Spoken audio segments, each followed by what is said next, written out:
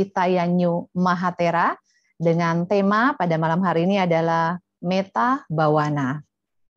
Mengawali acara, mari kita menyanyikan himne Maga Budi.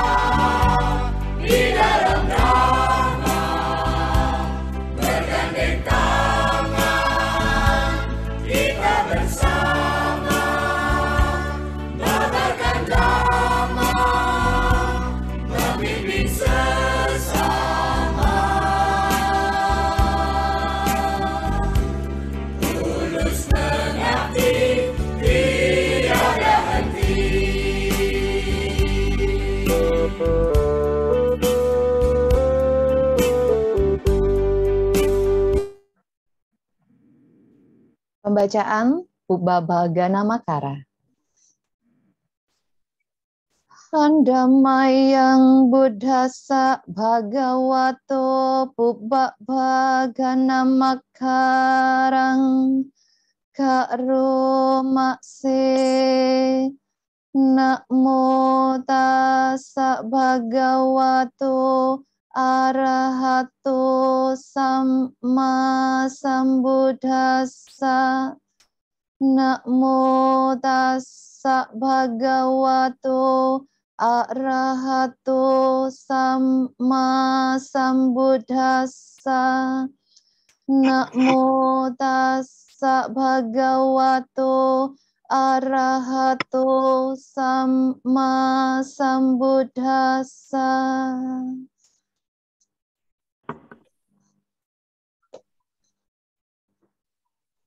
Pembacaan Dhammapada Pakinakawaga syair 300 dan 301. Supabuddhang pabuchanti sadago dhamasa waka ye sang diwa carato ca ahingsa ya ratu mano supabuddhang pabuchanti sadago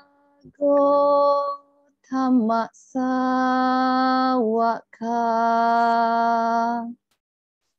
ye sang budi waca rato ca hawana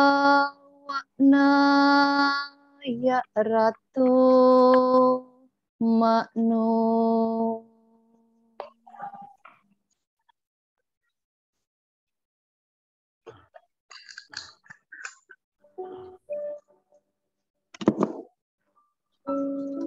Para siswa Gotama telah bangun dengan baik dan selalu sadar.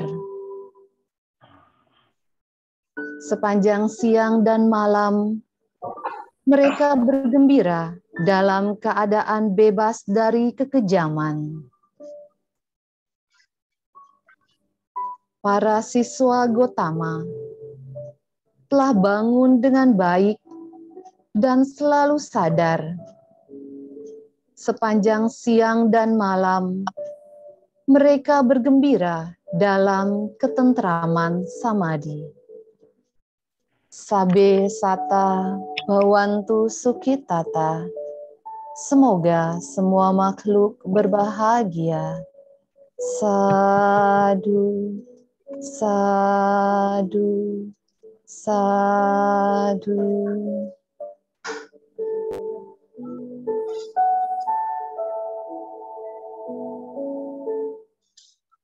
Rama, Ramani, Bapak, Ibu, Saudara-saudari semuanya, ruang cerdas Maga Budi kita pada malam hari ini akan dimoderatori oleh seorang pandita muda yang sangat luar biasa.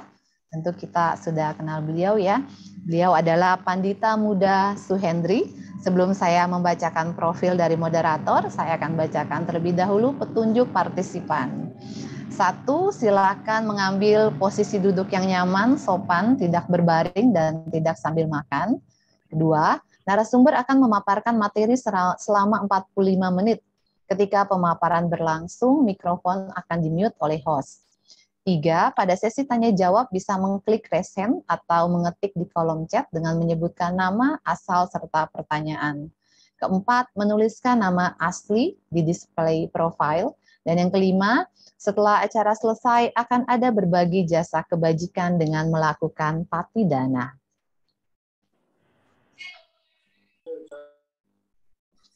Pandita Muda Suhendri, SE, SPDB, MM, CPS.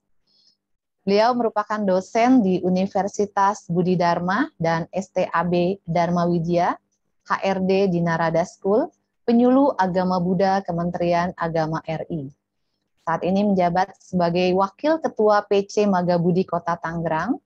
Beliau juga seorang Dhamma Duta, trainer, serta MC. Beliau juga saat ini sebagai bidang SDM Yayasan Arya Dhamma, tim DSO Dhamma Sakaca Dhamma Meta Jember, dan Sekretaris Yayasan Dasa Paramita.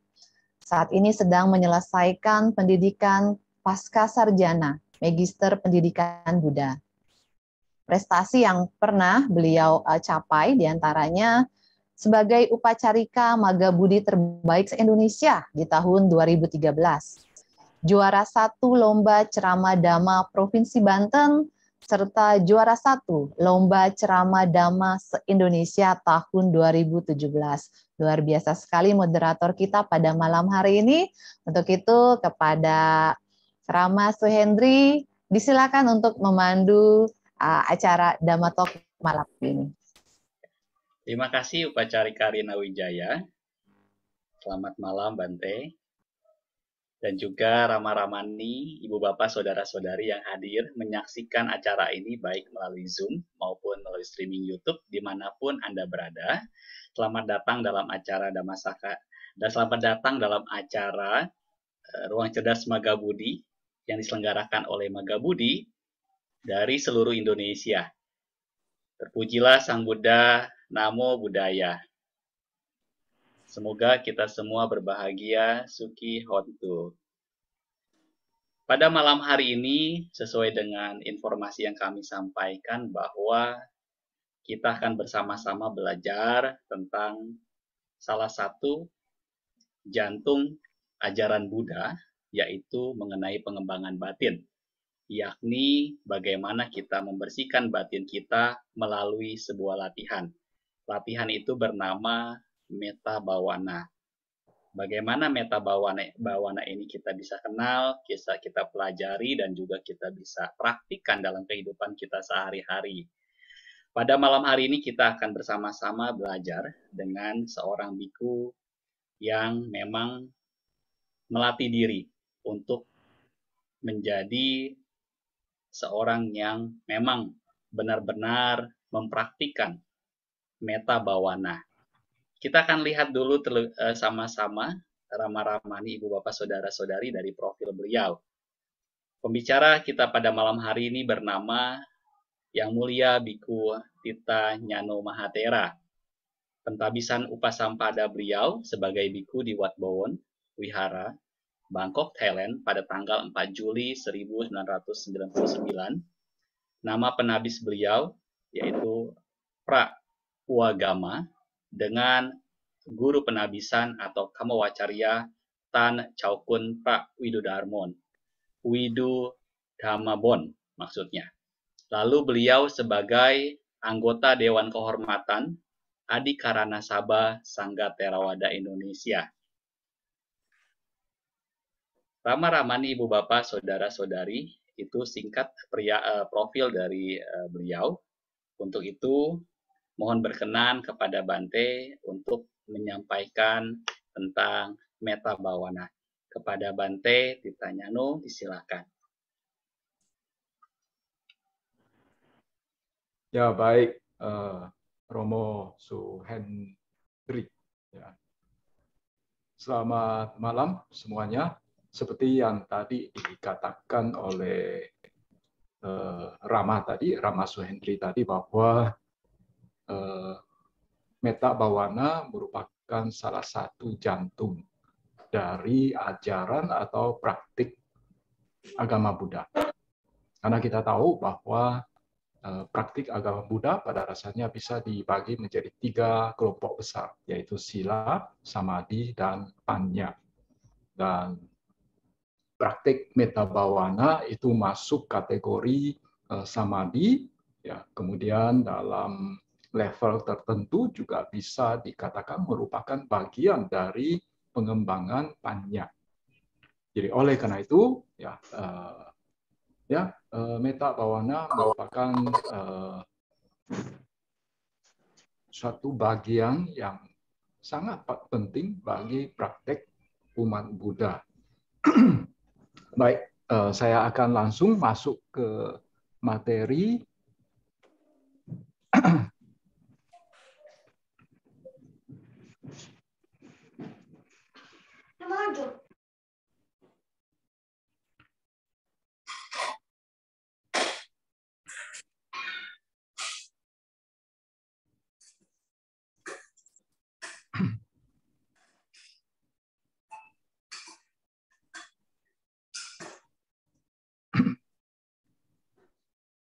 Ya, baik.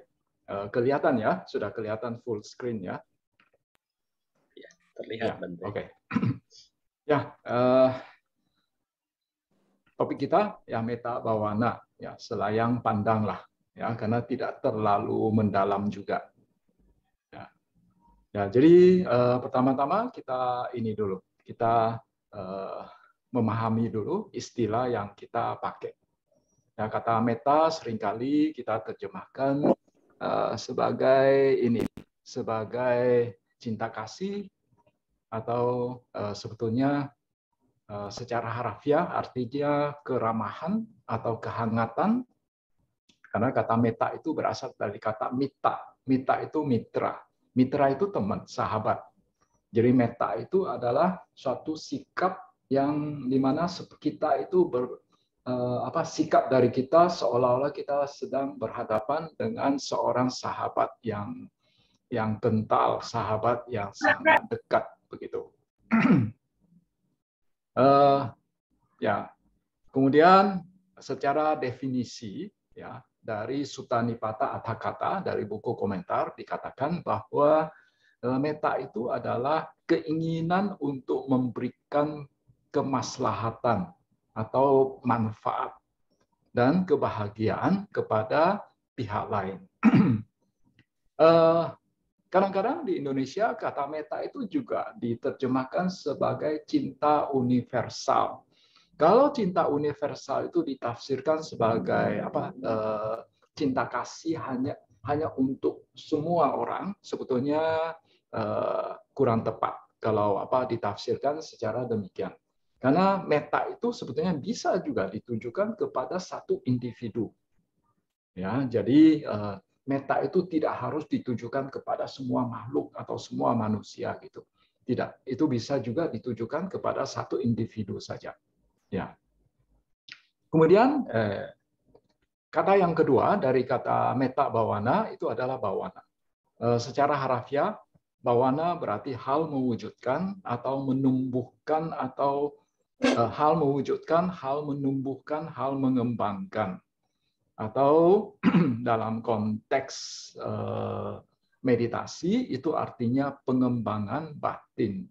Jadi oleh karena itu ya kadang-kadang ya bawana itu juga diterjemahkan sebagai meditasi secara umum ya, secara umum, tidak secara ketat. Jadi oleh karena itu ya ada istilah samatha bawana, ya kita tahu itu biasanya diterjemahkan sebagai meditasi samatha atau meditasi ketenangan. Lalu ada vipassana bawana, ada artinya meditasi vipassana, ya. Ya itu kira-kira arti dari kata metta bawana. Jadi metta bawana artinya meditasi tentang metta. Ya, meditasi cinta kasih. Jadi oleh karena itu ya saya tidak menggunakan istilah meditasi metta bawana, karena kalau kita menggunakan meditasi lagi berarti kita meditasinya itu diulang 2 kali. Ya, jadi metta bawana itu sudah mengandung arti meditasi, karena bawana itu artinya meditasi. Ya, oke. Kita juga tahu bahwa metta bawana itu termasuk salah satu dari 4 landasan praktik meditasi samatha, atau yang biasanya di Indonesia diterjemahkan sebagai 40 mata pokok meditasi. Ya, kita tahu 40 mata pokok meditasi ya, bisa dikelompokkan menjadi 10 kasina, 10 asubha, 10 anusati, 4 brahma wihara, 1 sanya, 1 wawatana, 1 arupa. Nah, metta bawana itu masuk dalam kategori yang keempat, yaitu 4 Brahma Wihara. Nah, kita tahu 4 Brahma Wihara itu ini terdiri dari 4 bagian, yaitu metta, karuna, mudita, dan upekha. Di mana arti kata metta biasanya di Indonesia ya cinta kasih, artinya mengharapkan pihak lain bahagia atau mendapatkan mendapatkan manfaat bagi mereka. Kemudian karuna mengharapkan pihak lain terbebas dari penderitaan. Kemudian mudita turut bergembira atas kebahagiaan pihak lain, dan upekha keseimbangan batin. Ya. Sekali lagi bahwa kata upekha ini bisa mempunyai 2 arti. Satu adalah dia merupakan bagian dari 4 Brahma Wihara, ya, yaitu artinya keseimbangan batin, yaitu tidak suka juga tidak suka, yaitu tidak suka juga tidak benci, ya, itu keseimbangan batin.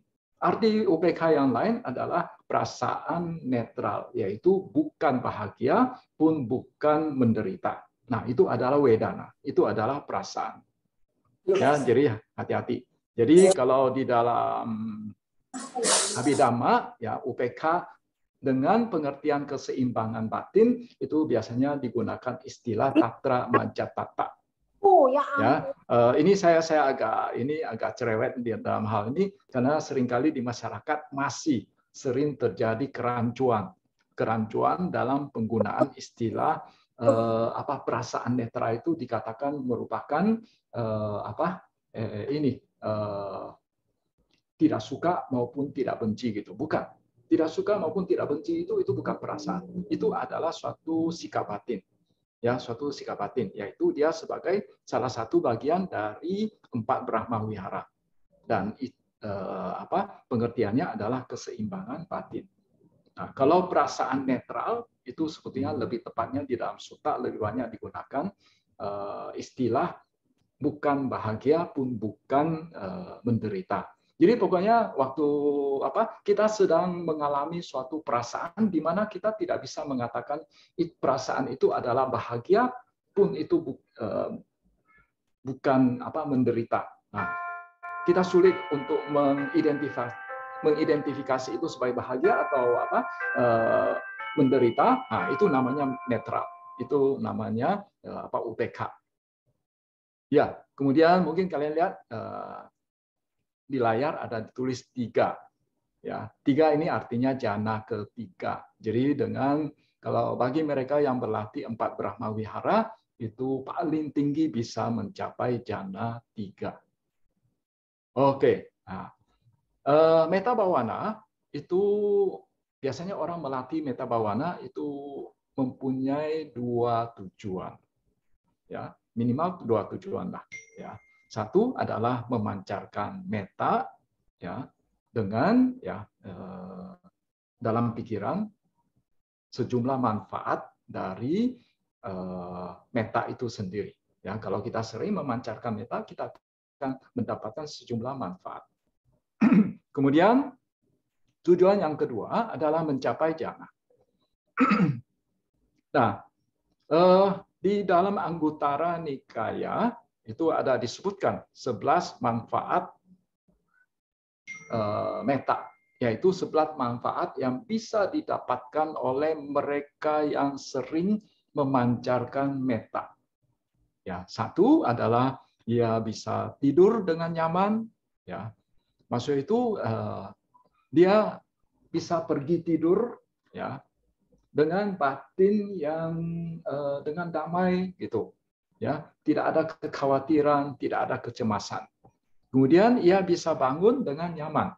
Maksud itu saat dia bangun dari tidurnya, batinnya itu masih tetap tenang dan damai. Karena mungkin ada sejumlah orang, mungkin kalian pernah dengar ada sejumlah orang itu atau kita sendiri mungkin pernah mengalami bahwa habis bangun tidur itu entah kenapa itu rasanya batin ini kok rasanya tidak enak, ada rasa sesuatu yang mengganjal gitu, ya, dalam di batin kita, ya. Nah, jadi bagi mereka yang sering memancarkan metta, ya dia bangun pun bisa dengan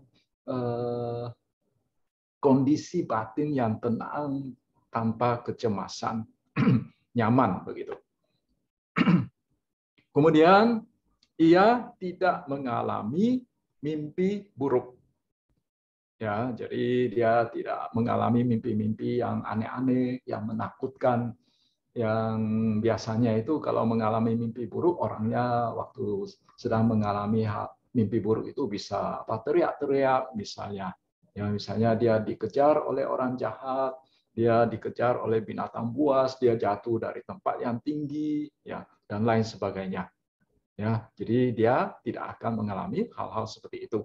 Kemudian ia disenangi orang-orang. Jadi orangnya itu tidak usah ya pakai jimat atau apa gitu supaya disenangi orang, ya. Dia ini kalau sering memancarkan metta, ya dia akan disenangi oleh orang-orang. Kemudian ia juga disenangi oleh makhluk-makhluk bukan manusia. Kalau tadi kan 4 senangi oleh manusia. Nah, ini juga dia disenangi oleh makhluk-makhluk bukan manusia.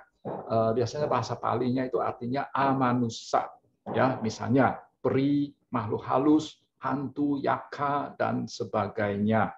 Ya, biasanya ini merujuk ke non dewa. Karena yang berikut, ya, ia dilindungi oleh para dewa.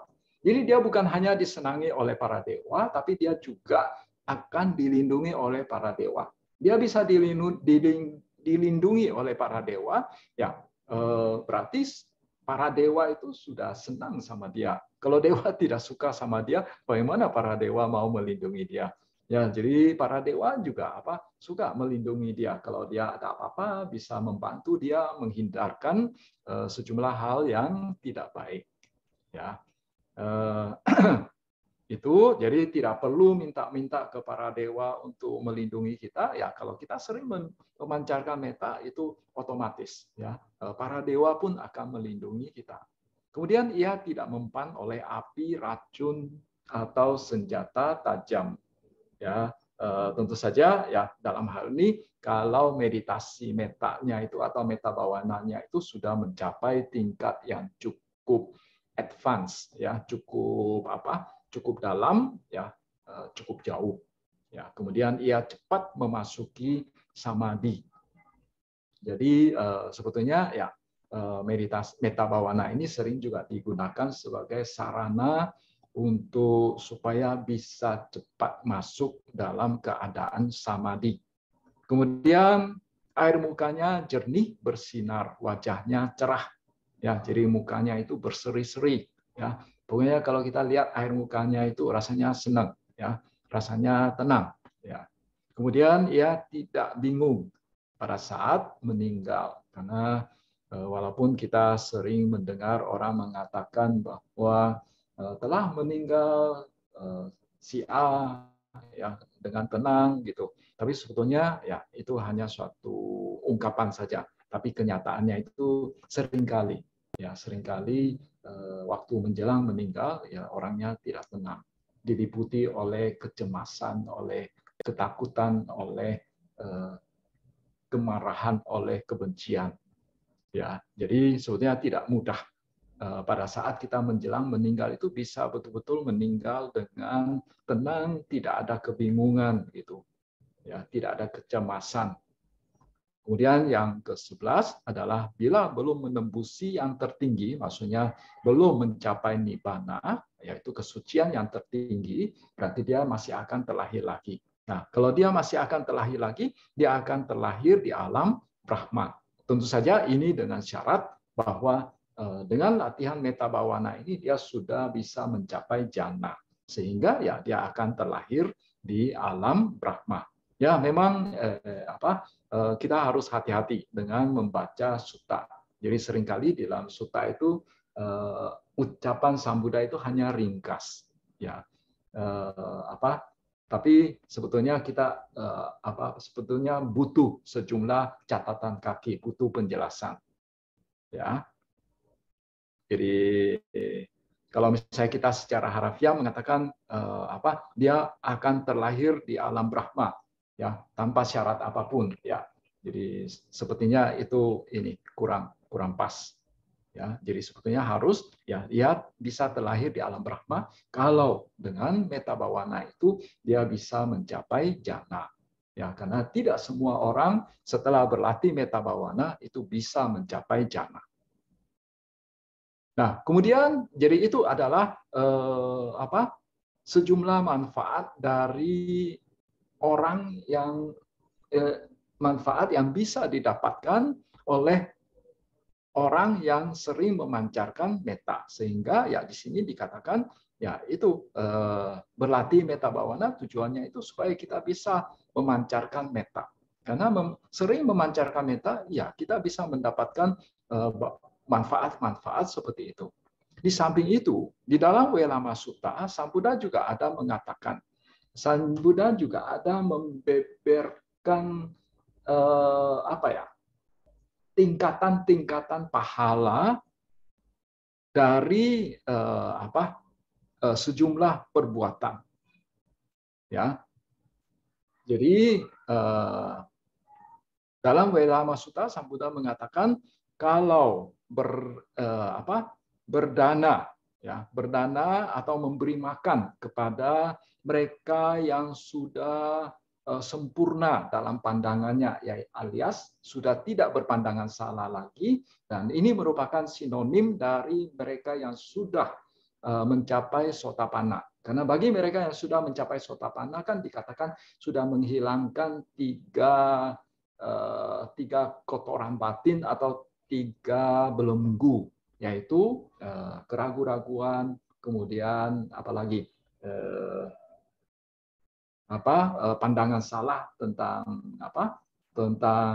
diri, kemudian sudah tidak melekat lagi pada upacara atau ritual, atau mungkin sering bisa juga diartikan sebagai sudah tidak melekat lagi pada sejumlah latihan yang apa ya, yang latihan permukaan begitu. Maksudnya itu ya misalnya dengan puasa ya dikatakan bisa mencapai kesucian gitu. Ya, dengan hanya makan sejumlah makanan tertentu itu dikatakan bisa mencapai kesucian. Jadi itu. Nah, jadi di sini bagi seorang Sotapanna karena dia sudah terutama menghilangkan pandangan salah tentang diri ini Sakaya Ditti, ya, maka dia dikatakan sudah sempurna dalam pandangan. Jadi tidak berpandangan salah lagi. Kemudian juga Sang Buddha mengatakan memberi makan kepada seorang sakadagami dikatakan pahalanya itu 100 kali lebih besar dari memberi makan kepada seorang sotapanna. 100 kali di sini tentu saja ya ini hanya suatu suatu perumpamaan. Jangan ditafsirkan secara sangat matematis ya. Kemudian ya dikatakan berdana kepada mereka memberi makan kepada mereka yang sudah mencapai anagami ya pahalanya lebih besar daripada berdana memberi makan kepada yang sudah mencapai sakadagami ya. Kemudian kepada arahat lebih besar dari anagami, kemudian kepada paceka Buddha lebih besar dari arahat, kemudian kepada seorang Buddha lebih besar daripada kepada seorang paceka Buddha, kemudian kepada sangga ya, berdana kepada bhikkhu sangga itu dikatakan pahalanya jauh lebih besar daripada berdana kepada seorang Buddha ya. Kemudian berdana sebuah wihara ya, sebuah kediaman yang diperuntukkan bagi sangga 4 penjuru, dikatakan manfaatnya lebih besar dari memberi makan kepada bhikkhu sangga. Bhikkhu sangga yaitu sangga ya, kepada sangga. Yang dimasukkan dengan sangga 4 penjuru itu adalah maksud itu ada dibangun suatu kediaman, kemudian kalau ada biku-biku yang datang, ya biku tersebut boleh tinggal di wihara tersebut. Ya, dia akan bersedia menampung ya biku mana saja yang datang berkunjung. Ya. Kemudian berlindung kepada Buddha, Dhamma, dan Sangha dikatakan pahalanya lebih besar daripada membangun sebuah wihara. Ya. Kemudian kalau mencoba untuk menjalankan Pancasila Buddhis, ya Pancasila Buddhis dikatakan pahalanya jauh lebih besar daripada hanya berlindung kepada Buddha, Dhamma, dan Sangha saja. Nah, kemudian ya dikatakan memancarkan metta ya kepada makhluk yang lainnya, ya tidak harus semua makhluk, ya. Walaupun itu hanya sekejap saja, itu dikatakan pahalanya jauh lebih besar daripada menjalankan Pancasila Buddhis. Ya, jadi dari sini kita bisa lihat bahwa betapa pentingnya memancarkan metta itu, walaupun hanya sekejap saja. Ya, jadi oleh karena itu dari sini kita bisa lihat betapa pentingnya metta bawana. Kalau misalnya memang kita mau mengejar ya pahala. Kemudian ya terakhir ya dikatakan tentu saja melihat anicca, dukkha, dan anatta itu juga pahalanya itu jauh lebih besar daripada hanya memancarkan metta saja. Karena dengan melihat anicca, dukkha, dan anatta berarti nanti ya secara perlahan-lahan ya kita mulai masuk ke meditasi vipassana. Diharapkan ya nantinya akan menuntun kita ke pencapaian kesucian tertinggi. Ya, jadi dari Welama Sutta ini ya kita bisa lihat bahwa betapa pentingnya ya memancarkan metta, betapa pentingnya berlatih metta bawana. Kemudian juga ya bagi mereka yang menekuni meditasi juga mengenal apa yang disebut sebagai 4 jenis meditasi pelindung, catur araka kamathana, ya, yaitu meditasi dengan melakukan perenungan terhadap kualitas Buddha. yaitu yang disebutkan di dalam Buddha Nusati Itipiso Bhagawa Arahang. Ya, tentu saja kita memahami artinya. Ya, kemudian, nah, termasuk salah satu meditasi pelindung adalah metta bhavana. Ya, kemudian yang lain lagi yang termasuk 4 meditasi pelindung adalah asubha bhavana, lalu perenungan terhadap kematian, maranasati bhavana. Ya, jadi dari 4 meditasi pelindung ini kita juga bisa melihat bahwa betapa pentingnya metta bhavana ini. Ya. Jadi dengan berlatih metta bhavana itu berarti kita bisa melindungi diri kita sendiri dari berbagai hal-hal yang tidak baik. Oke, nah sekarang bagaimana cara melatih metta bhavana?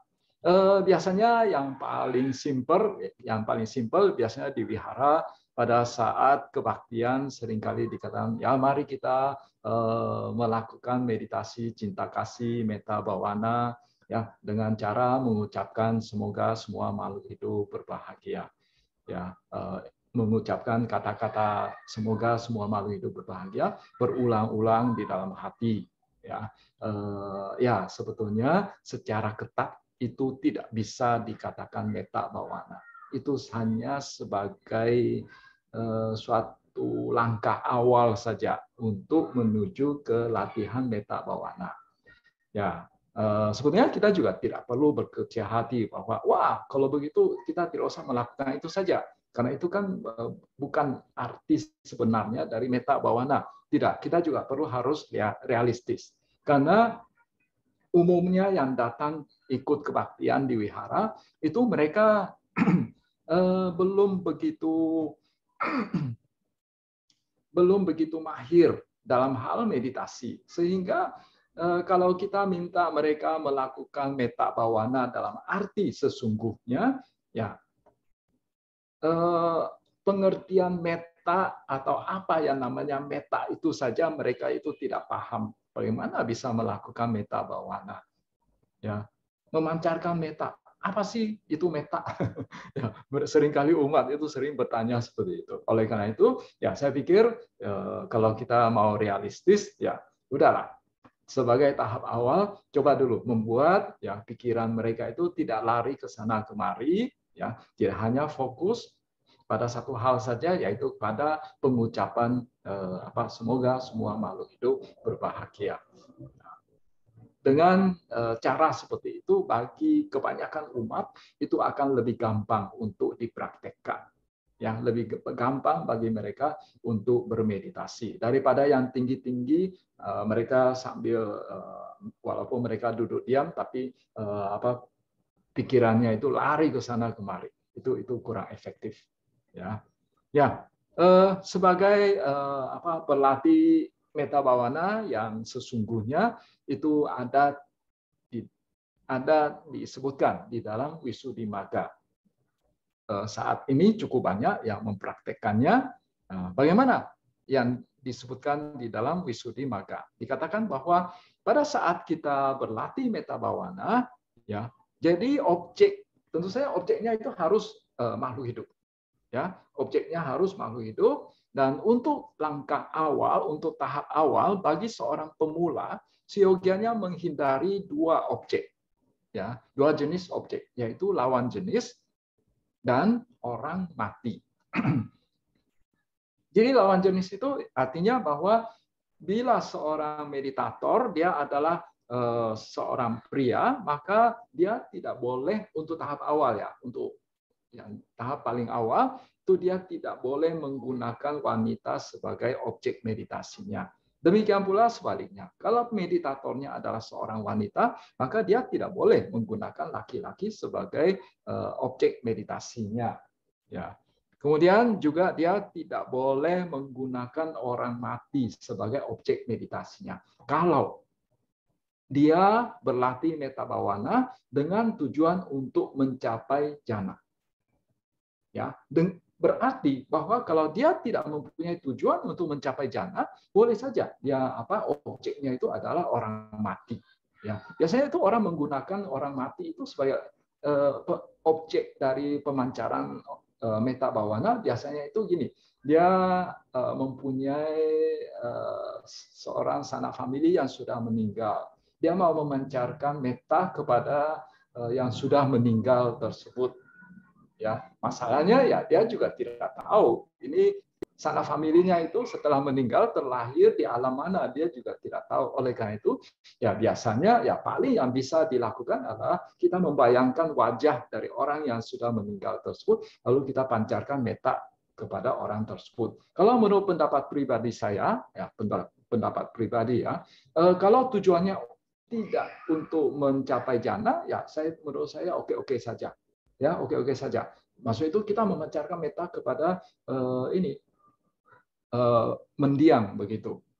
Ya, mudah-mudahan ya meta kita itu bisa nyampe ke ke sosok tersebut.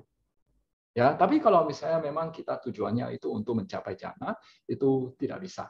Ya, tidak boleh. Ya, tidak boleh menggunakan orang yang sudah meninggal. Ya, harus menggunakan orang yang masih hidup. Ya, baru bisa mencapai jana yang ketiga. Kemudian ya tahap-tahapannya ya adalah sebagai berikut. Pertama-tama kepada diri sendiri dulu. Ya, kepada diri sendiri dulu karena itu yang paling gampang. Ya, secara umum orangnya itu lebih mencintai dirinya sendiri.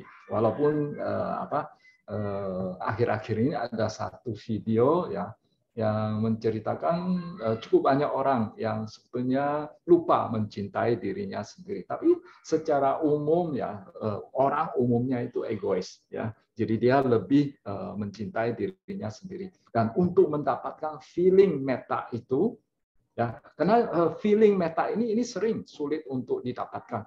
Maksud itu sulit untuk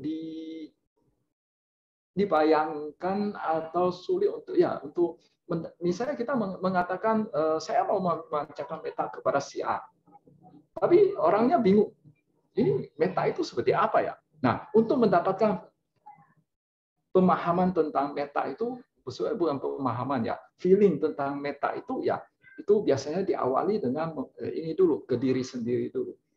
Ya, setelah kita mendapatkan feelingnya itu, baru kita ke orang yang kita hormati, orang yang kita sukai. Kita sukai bukan sangat suka, tapi orang yang cukup kita sukai, tidak terlalu suka, ya, atau kita hormati. Ya, biasanya itu ke guru kita, ya, atau ke sesama orang yang melatih diri dalam dhamma begitu. Kemudian tahap berikutnya itu adalah ke orang yang ini agak netral bagi kita. Maksudnya itu kita tidak suka sama dia, kita juga tidak benci sama dia. Kemudian yang terakhir baru ke orang yang kita benci. Atau orang yang tidak kita sukai. Ya. Kemudian Kemudian jadi pada tahap awal yang dihindari itu selain tadi yang dikatakan lawan jenis orang mati, hal lain lagi adalah bahwa jangan langsung masuk ke yang ketiga atau keempat begitu. Ya, yaitu misalnya orang yang sangat kita sukai, sahabat yang sangat kita cintai. Ya, kenapa? Oh ya, kenapa tidak ke lawan jenis? Karena nanti kita bukan latihan meditasi lagi, nanti malah bisa timbul berbagai fantasi yang aneh-aneh, yang lain-lain begitu. Ya, jadi oleh karena itu jangan ke lawan jenis. Kemudian kemudian juga dihindari pada tahap awal memancarkan berlatih metta bawana dengan mengambil objek orang yang sangat kita cintai, orang yang sangat kita sukai. Karena itu juga bisa menimbulkan gejolak emosi dalam diri kita. Ya, kita mungkin bisa sampai meneteskan air mata, merasa sedih, memikirkan sahabat yang sangat kita cintai itu, ya. Atau juga jangan mengambil objek yang netral, atau jangan mengambil objek yang tidak kita sukai. Ya, atau objek yang memusuhi kita. Ya. Nah, jadi caranya adalah biasanya itu adalah kita bayangkan dulu ya objek yang kita hormati ya, yaitu yang ini. Yang pertama dulu ke diri sendiri dulu ya, ke diri sendiri ya, dengan ya apa ya, meresapi ya, bukan hanya sekedar membaca ya, meresapi ya makna bahwa semoga saya bebas dari permusuhan ya, semoga saya bebas dari dibenci ya. Kemudian ahang awero homi, kemudian abya pajo homi. Semoga saya bebas dari penderitaan batin ya. Kemudian anigo homi, semoga saya bebas dari penderitaan jasmani. Semoga saya bisa mempertahankan ya kebahagiaan saya sendiri. Ya. Tentu saja ya, sekali lagi ini bukan hanya sekedar dibaca, tapi kita meresapi maknanya. Ya, jadi ke diri sendiri dulu. Ya, kita meresapi ya minimal 3 kali ya.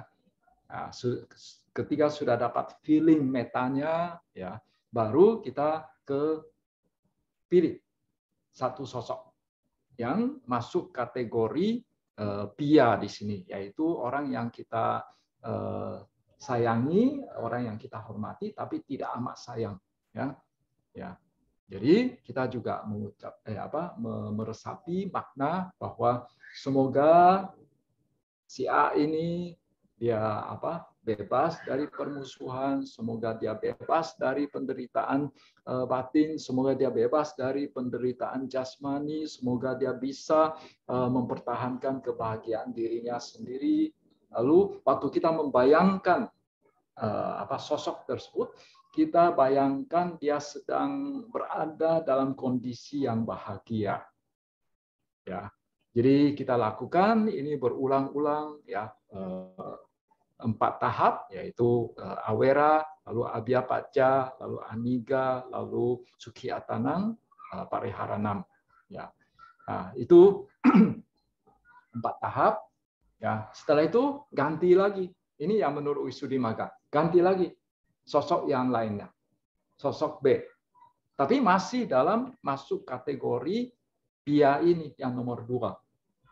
Nah, kita ganti lagi objeknya sampai 10 sosok. Ya, 10 sosok, dan itu sudah sangat mahir ya, dikatakan sampai kita bisa mencapai jhana yang ketiga. Ya. Sampai kita bisa mencapai jhana yang ketiga. Tentu saja untuk mencapai jhana kita pilih satu sosok dulu. Ya, jangan ganti dulu sosoknya. Ya. Jadi demikian seterusnya. Jadi setelah selesai pia, lalu kita ke netral, ya, sosok yang netral. Tidak kita sukai, juga tidak kita benci. Kemudian yang terakhir ke sosok yang kita benci. Nah, setelah itu ya ini untuk tahap yang terakhir itu kita perlu secara cepat ganti sosoknya. Kalau tadi yang nomor 2 pia misalnya, kita jenisnya tetap sama, orang yang kita hormati, orang yang kita sukai, ya, tapi kita hanya ganti sosoknya. Nah, sekarang kita ganti kategorinya, ya, dari sosok yang kita hormati, kita sukai, lalu ke netral, lalu ke yang kita benci. Kita ganti terus, ya, sampai kita mahir melakukannya, ya. Baru kita ke seluruh makhluk, ya, seluruh sosok yang ada di sekitar lingkungan kita, misalnya di sekitar lingkungan wihara. Kalau itu sudah mahir, lalu ke lingkungan yang lebih luas lagi, seluruh desa, misalnya, lalu seluruh kota, seluruh wilayah, lalu seluruh bumi, lalu seluruh tata surya, lalu seluruh alam semesta. Ya, nah itu yang namanya sima sambeda, yaitu sudah merobohkan sekat-sekat ya antara orang yang kita sukai, netral, dan kita benci. Nah, kemudian jadi itu adalah cara berlatih meta bawana secara ringkas yang sesuai dengan apa yang diajarkan di dalam Wisudimagga. Kemudian dalam Patisambhidamagga juga ada disebutkan, yaitu 5 memancarkan meta kepada 5 kategori, ya, 5 kategori yang tidak spesifik. Lalu memancarkan meta kepada 7 kategori makhluk yang spesifik. Lalu memancarkan meta kepada 10 penjuru.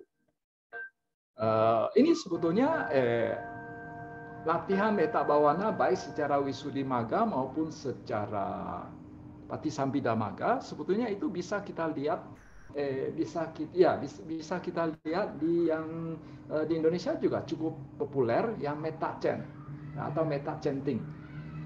Ya, meta chanting. Di sana sebetulnya sangat mirip dengan apa yang saya ketengahkan di sini. Ya, ahang awerohomi, ya, abya pak johomi, ya, itu kira-kira lagunya, ya.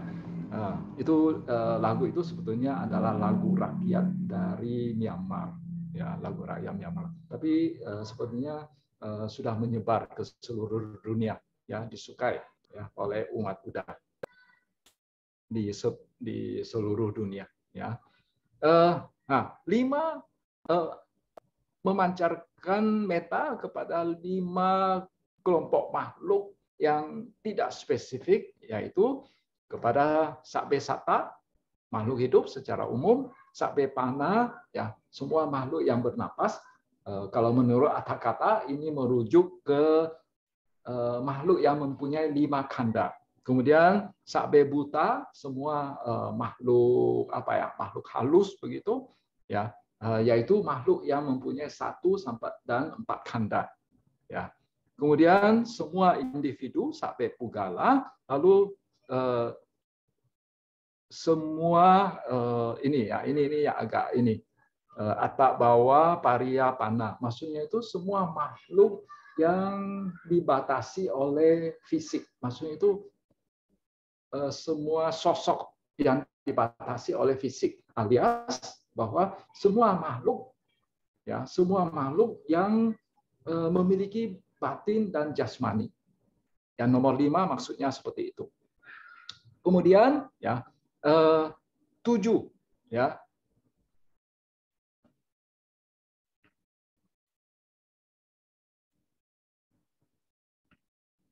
Sebentar, ya. 7 memancarkan meta kepada 7 kelompok yang spesifik, yaitu memancarkan meta kepada semua wanita, ya, Sabba Itio, semua pria Sabbe Purisa, kemudian kepada semua yang sudah mencapai kesucian Sabbe Arya, semua yang belum mencapai kesucian Sabbe Anarya, lalu Sabbe Dewa, semua dewa, kemudian semua manusia, lalu yang ke-7 Sabbe Winipatika, yaitu semua makhluk yang terlahir di alam rendah. Nah, kemudian juga memancarkan ke 10 penjuru. Ya, 10 penjuru yaitu ke arah timur, ya, Purathimaya. Sistem mata angin di India itu dia berasumsi bahwa kita berdiri menghadap ke timur. Ya, jadi timur itu namanya depan, ya. Purathima itu berarti depan, ya. Arah depan itu berarti arah timur, ya. Kemudian Pachimaya belakang, yaitu arah barat. Lalu utara, ya, utara, ya. Kemudian Dakhina itu selatan, ke kanan, ya, ke kanan, ya, berarti ke selatan. Jadi kata Dakhina itu di dalam bahasa Pali atau Sanskerta itu artinya kanan, bisa juga berarti selatan, ya. Kemudian Purathimaya Anudisaya, yaitu ke tenggara, ya, ke tenggara. Lalu ke-6 Pachimaya Anudisaya, yaitu ke barat laut. kemudian Utaraya Anudisaya yaitu ke timur laut, lalu Dakinaya Anudisaya yaitu ke Dakina selatan, berarti ke barat daya, ya, ke barat daya, lalu ke bawah, ya, Hetimaya, iya, Heti di bawah, ke bawah, lalu ke atas, ya. Ya, itu 10 penjuru, dan itu merupakan cara latihan meta, ya, yang dipaparkan di dalam Patisambhida Magga. Kemudian terakhir adalah cara latihan meta bawana yang dikemukakan dalam Karaniya Metta Sutta. Ini karena faktor waktu, saya pikir saya perlu cepat mengakhiri tentang rincian dari Karaniya Metta Sutta. Bagaimana cara latihan dalam Karaniya Metta Sutta ini, kalian bisa nonton video yang sudah saya pernah ketengahkan, ya, pembabaran tentang makna dari Karaniya Metta Sutta ini bersama yang Dhamma Metta Jember, ya. Jadi secara ringkas saja, yaitu waktu menurut Karaniya Metta Sutta, ya. Jadi pertama-tama kita harus mengondisikan batin kita dengan sejumlah perilaku yang seyogianya kita kita penuhi, ya, yaitu ya seyogianya cakap, lurus, sungguh lurus, mudah dinasihati, lembut dan tidak angkuh, ya, merasa puas, ya, mudah disokong, sedikit kesibukan, hidup bersahaja, indria tenang, cermat, tidak sembrono, tidak menggayuti keluarga. Nah, mengapa harus mudah dinasihati, lembut dan tidak angkuh? Karena kalau misalnya sejak awal kita sudah pasang gaya, ya, nasihat sehebat apapun kita tidak akan terima. Ya. Berarti kita akan melakukan metta bawana dengan cara kita sendiri. Kita sudah tidak mau lagi terima nasihat dari mereka yang berpengalaman, mereka yang masuk kategori guru, begitu. Kemudian selanjutnya adalah pokoknya tidak melakukan sesuatu sekecil apapun yang dapat dicela bijaksanawan lainnya.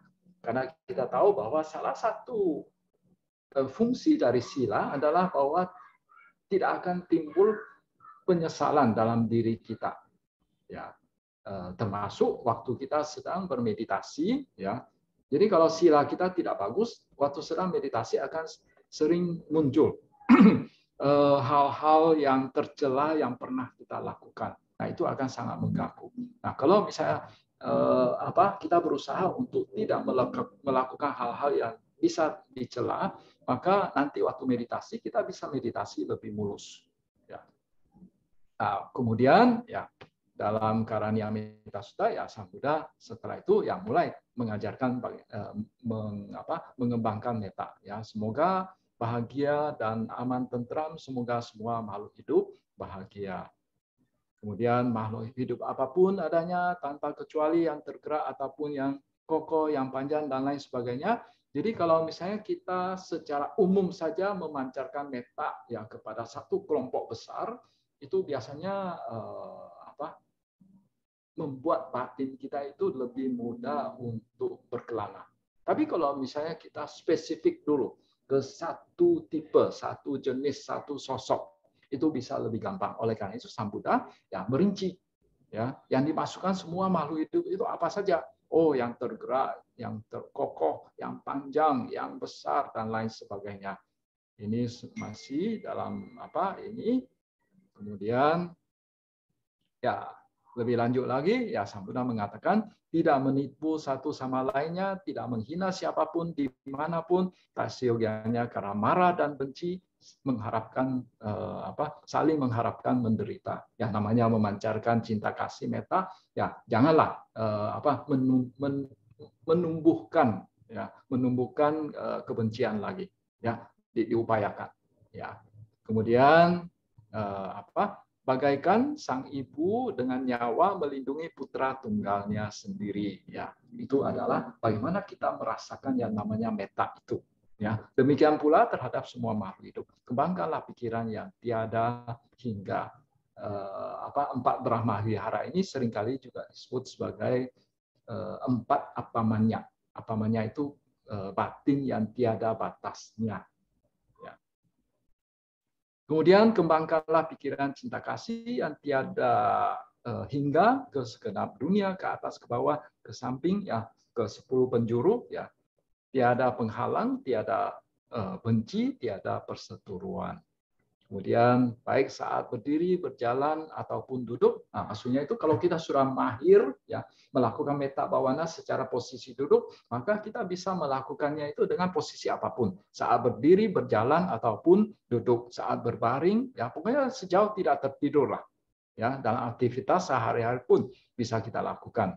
Nah, setelah memantapkan diri, memantapkan sati seperti itu, maka dikatakan inilah kediaman Brahma. Ya, jadi 4 Brahma Vihara, 4 kediaman Brahma, yaitu metta, karuna, mudita, dan upekha. Ya. Kemudian tak terjerumus dalam pandangan salah.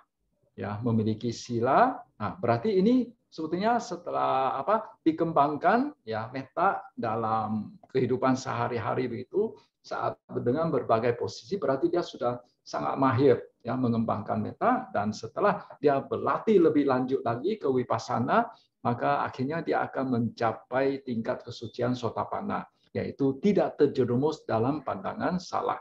Kemudian memiliki sila yang sempurna, dalam hal ini Pancasila Buddhis, dan penglihatan. Nah, ini juga suatu ungkapan terhadap mereka yang sudah mencapai kesucian. Ya, memiliki sila di sini ya ini bukan sila winaya secara umum. Ini merujuk ke Pancasila Buddhis karena dikatakan bahwa seorang sotapanna tidak mungkin lagi melanggar Pancasila Buddhis, tapi masih bisa melanggar sila-sila dari winaya yang lainnya. Ya, misalnya seorang arahat ya dikatakan bahkan ya pelanggaran sangga disesa pun masih mungkin untuk dilakukan. Ya. Kemudian menyingkirkan nafsu kesenangan indriawi, nah, ini sudah masuk ke tingkat kesucian anagami, lalu dan takkan terlahir dan terbaring dalam rahim lagi. Berarti dia sudah mencapai tingkat kesucian yang paling tinggi, ya, yaitu mencapai arahat. Kemudian ada satu yang saya lupakan tadi, yaitu syai yang ke-9. Maka setelah memantapkan sati seperti ini, maka dikatakan inilah kediaman Brahma. Kenapa disebut kediaman Brahma? Karena dikatakan Brahma itu ya salah satu cirinya itu adalah dia memiliki metta, karuna, mudita, dan upekha. Secara umum demikian dikatakan Brahma itu memiliki sifat seperti itu. Ya, sehingga ya metta, karuna, mudita, dan upekha itu juga disebut sebagai Brahma Vihara. Ya, oleh karena itu ya konon ya mungkin di Indonesia kita kadang ada mendengar istilah Simian-Fo, Brahma 4 muka atau Buddha 4 muka. Itu sebetulnya istilah yang salah kaprah, harusnya Brahma 4 muka. Mengapa 4 muka? Ya karena memiliki 4 sifat itu. Metta, karuna, mudita, dan upekha. Ya, konon demikian. Ya, itulah kira-kira yang cara melatih metta bhavana seperti yang diajarkan di dalam Karaniya Metta Sutta. Ya, dari segi praktik mungkin yang lebih lebih rinci begitu ya, seperti yang disebutkan di dalam Visuddhimagga. Tapi boleh-boleh saja sih juga kita misalnya kalau mau ikut cara yang disebutkan dalam Patisambhidamagga atau dalam Karaniya Metta Sutta. Ya, ya itulah yang dapat kami sampaikan tentang metta bhavana. Ya, semoga apa yang disampaikan ini bisa bermanfaat bagi kita. sebagai penutup ya, jangan lupa bahwa kita juga perlu realistis bahwa kalau misalnya memang kita belum sampai ke tahap untuk langsung mempraktikkan meta bawana ini, bisa saja kita ini dulu, awali dulu dengan latihan awal dengan penyebutan semoga semua makhluk hidup berbahagia ya, karena dengan demikian pikiran kita yang suka liar ya, lari ke sana kemari, itu bisa menjadi sedikit lebih tenang, dan itu menjadi modal awal kita untuk kemudian kita mempraktikkan ya secara sebenarnya meta bawana seperti yang dikemukakan dalam karannya Metta Sutta, dalam Patisambhida Magga, dan dalam Visuddhimagga. Ya, itu saja yang dapat kami sampaikan pada kesempatan ini. Saya kembali ke ini ke moderator. Ya, silakan. Ya. Terima kasih Bante, luar biasa penjelasannya. Saya membuat catatan sangat banyak ini karena Bante penyampaiannya sangat lengkap ya. Mulai dari pengantar apa itu meta sampai dengan kita bisa belajar dari konsep 3 hal tadi, bisa dari Visuddhimagga, bisa juga kita latihan meta dari Patisambhida, dan juga terakhir kita bisa berlatih meta bawana berdasarkan acuan dari Karania Metta Sutta. Baik, Bapak Ibu saudara-saudari yang menyaksikan melalui Zoom maupun melalui streaming YouTube dapat mengajukan pertanyaan baik melalui raise hand bila melalui Zoom atau melakukan pemberian pertanyaan melalui chat. Bagi Bapak Ibu yang menyaksikan melalui streaming YouTube dapat melakukan pertanyaan dengan cara melakukan pengetikan di kolom komentar. Ini kalau saya perhatikan sudah banyak yang ingin bertanya, Bante, dan juga pemirsa kita nih banyak dari luar daerah. Ada yang dari Kisaran ya, Pak Heri ya, yang sudah bersiap ingin bertanya.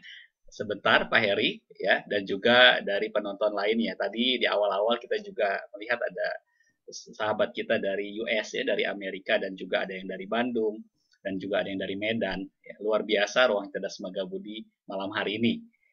Sebagai pertanyaan pengantar di awal, Bante, ketika kita bicara masalah meta bawana yang menjadi salah satu bagian dari latihan pengembangan batin kita, tadi Bante kita juga mendengar bahwa ada latihan yang memang ditujukan kepada diri sendiri, dan Bante mengatakan bahwa bagaimana supaya kita dapat feel-nya, Bante, dan apakah kita bisa melihat perkembangan batin kita itu, kita bisa sadari sebenarnya kita sudah berada pada latihan yang benar mengenai meta bawana ini, Bante. Karena barangkali di sini juga teman-teman Rama-Ramani Ibu Bapak bingung nih ya, ini dapat feel-nya seperti apa nih, lalu bagaimana, apakah latihan saya sudah benar atau tidak gitu, Bante. Bagaimana, Bante? Mohon petunjuk ya, Bante. Tentang feel ini ya, namanya batin ini memang sulit untuk dijelaskan. Terus terang saya juga tidak begitu mampu. Tapi saya pikir kalau kita sudah dapat feel-nya itu kita akan tahu. Ini saya sudah dapat. Ya, dicoba aja terus. Ya, dicoba aja. Memang ini sebetulnya langkah pertama yang cukup sulit, mendapatkan feel-nya ini. Ya. Ya, baik, itu saja Bante. jawaban. Ya, baik, saya. Bante. Terima kasih, Bante. Oke, baik. Sekarang kita beri kesempatan kepada yang raise hand terlebih dahulu, Pak Heri dari Kisaran. Silakan Pak Heri, pertanyaannya singkat dan jelas, ditanyakan kepada Bante. Oh, mic-nya belum bisa dibuka ya. Ya, operator barangkali bisa membantu untuk membuka mic dari Pak Heri. Oke. Boleh dicoba Pak Heri? Ya, Namo Jaya Romo. Namo Jaya Bante. Ya. Berdasarkan meta bawana dari Visuddhimagga tadi, kita berdana kepada siapa, kita berdana apa, kemudian kita memancarkan apa, itu tingkat pahalanya kan berbeda, semakin tinggi, semakin tinggi, semakin tinggi.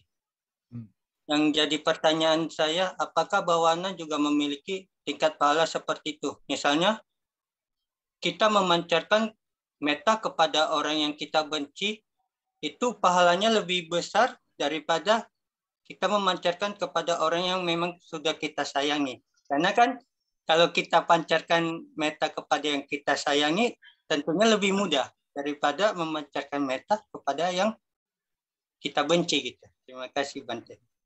Ya, perlu saya ini perjelas dulu bahwa yang tentang tingkat-tingkat pahala itu sebenarnya bukan di Visuddhimagga. Tingkat-tingkat pahala itu ada di Welama Sutta.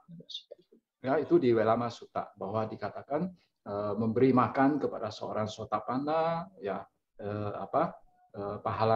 memberi makan kepada Sakadagami pahalanya lebih besar daripada kepada Sotapanna dan selanjutnya. Nah, kemudian pertanyaan tadi ya, kalau kita memancarkan metta kepada orang yang kita musuh, kepada seorang musuh sajalah, ya bisa kita musuhi atau dia yang memusuhi kita, ya ada dua kemungkinan. Sama orang yang kita kita kasihi misalnya, pahalanya lebih besar mana? Ya, paling tidak ya tentang pahala yang mana yang paling besar, saya kurang pasti juga karena saya belum menemukan sumber literaturnya. Tapi paling tidak kalau kita sudah mampu melakukan memancarkan metta kepada seteru kita, ya musuh kita, itu berarti sebetulnya pencapaian metta bawana kita itu sudah cukup tinggi. Ya, pencapaian meditasi kita itu sudah cukup tinggi dan dengan dengan penalaran seperti itu, maka ya kan dikatakan bahwa kalau pencapaian batin kita itu semakin tinggi, karma baik yang kita lakukan itu juga akan semakin kuat. Berarti pahalanya juga akan semakin kuat. Ya, kalau dari alasan itu, ya dari cara berpikir seperti itu, ya saya menduga bahwa pahala dari memancarkan metta kepada seorang musuh itu lebih besar daripada kepada hanya kita memancarkan metta kepada orang yang kita kasihi. Memadai jawabannya? Ya. Ya. Terima kasih Pak Heri atas pertanyaannya. Berikutnya kita akan melihat pertanyaan dari YouTube, sudah ada yang masuk. Operator bisa dibantu untuk ditampilkan. Kami juga masih memberi kesempatan kepada Bapak Ibu yang ingin bertanya, silakan mengajukan pertanyaannya. Oke. Pertanyaan dari Rahula, Namo Buddhaya Bante, izin bertanya, meditasi cinta kasih ini apa bisa mengurangi ketakutan kita akan makhluk-makhluk halus yang sering menggoda kita seperti kuntilanak?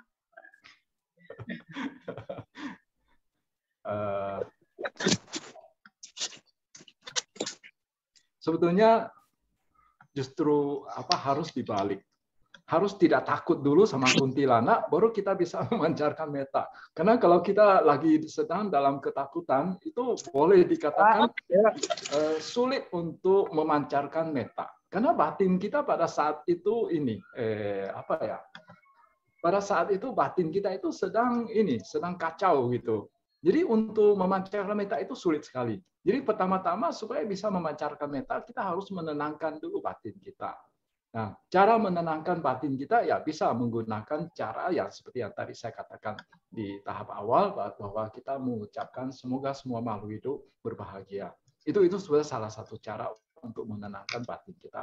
Kemudian cara yang lain lagi yang bisa kita gunakan adalah kita melakukan perenungan terhadap kematian, bahwa kalau memang saya ini kan kita mengenal hukum karma ya, bahwa kita bisa mati ya oleh suatu sebab ya karena itu adalah karma lampau. Ya. Jadi oleh karena itu ya kita perlu merenungkan bahwa kalau misalnya memang saya harus mati di tangan kuntilanak ini, berarti saya lari kemanapun itu tidak bisa lolos. Ya, lari kemanapun tidak lolos. Kalau itu harus terjadi karena hukum karma. Jadi ya udahlah. Ya kalau memang harus mati ya udah mati, nggak apa-apa. Kalau di saudara kita yang Islam mati syahid karena karena melakukan apa gitu, atau lagi naik haji mati di Mekah gitu. Nah, kita kalau mati saat sedang meditasi, saya pikir itu juga pahalanya besar. Siapa tahu bisa terlahir di alam surga. Ya, jadi jadi mungkin kita bisa kombinasikan dengan perenungan seperti itu. Ya, jadi kita melakukan perenungan terhadap kematian, dan sebetulnya ya sebetulnya saya belum pernah ya dengar ada orang mati karena kuntilanak. Ya, biasanya itu lebih banyak karena kita takut sendiri saja, ya kita takut. Tapi sebetulnya peta atau makhluk-makhluk halus yang lainnya itu sebetulnya sejauh kita ini ya, sejauh kita ini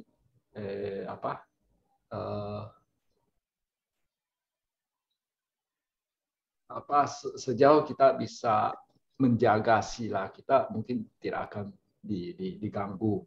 Nah, dan sebagai persiapan juga pada saat kita sedang tenang, ya sedang tidak ada ketakutan, ya mungkin kita perlu dulu memancarkan meta sebelum misalnya kita latihan meditasi, ya secara umum ya kita mencoba dulu memancarkan meta, ya semampu kita ke sekeliling kita, ya.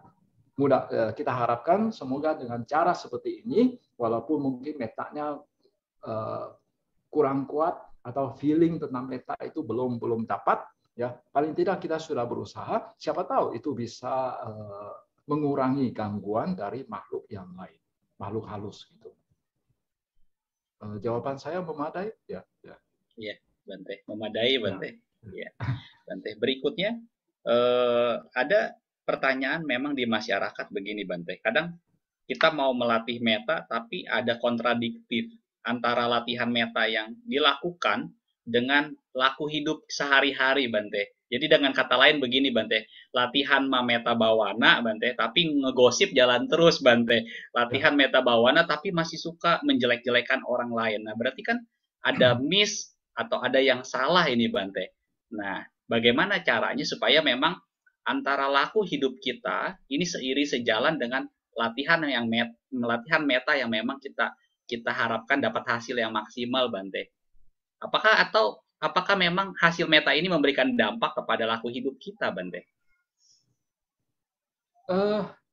Bisa saja ya, karena kita semua saat ini terlahir saat ini ya, bisa dikatakan ya karena kita belum sempurna dalam berbagai praktik kita, ya. Oleh karena itu, kalau ada sejumlah kekurangan, ya sedikit banyak kekurangan itu masih bisa dimaklumi. Nah, kalau misalnya sekarang kita terutama kita mau menekuni meta bawana, tapi kita masih masih mungkin ya sering melakukan kesalahan yang lain, ya, saya pikir ya, yang penting kita berusaha, ya, dan sambil jalan latihan meta bawana tersebut, mudah-mudahan dengan berjalannya latihan kita ini, kita semakin peka terhadap apa yang terjadi di dalam batin kita, sehingga nanti ketika ada keinginan untuk melakukan hal-hal yang tidak baik, misalnya gosip dan lain sebagainya, itu kita bisa sadari dan kita bisa hindari. Ya, jadi saya pikir ya sekali lagi bahwa dengan berjalannya waktu dalam latihan kita, mudah-mudahan kekurangan-kekurangan kita yang lainnya itu bisa semakin sedikit, ya. Dan pada tahap awal mungkin tidak masalah, masih banyak kekurangan yang lain. Ya, yang penting kita berusaha. Ya, baik, Bante. Terima kasih, Bante. Ya. Berikutnya pertanyaan bisa ditampilkan dari YouTube.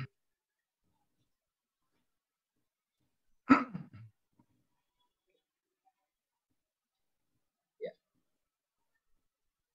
Terdapat pertanyaan, Bante. Namo Buddhaya, izin bertanya. Teman saya non-Buddhis mengatakan kepada saya bahwa kebanyakan orang yang beragama Buddha itu dilihatnya adem. Apakah ini juga termasuk manfaat dari praktik meta? Ya, bisa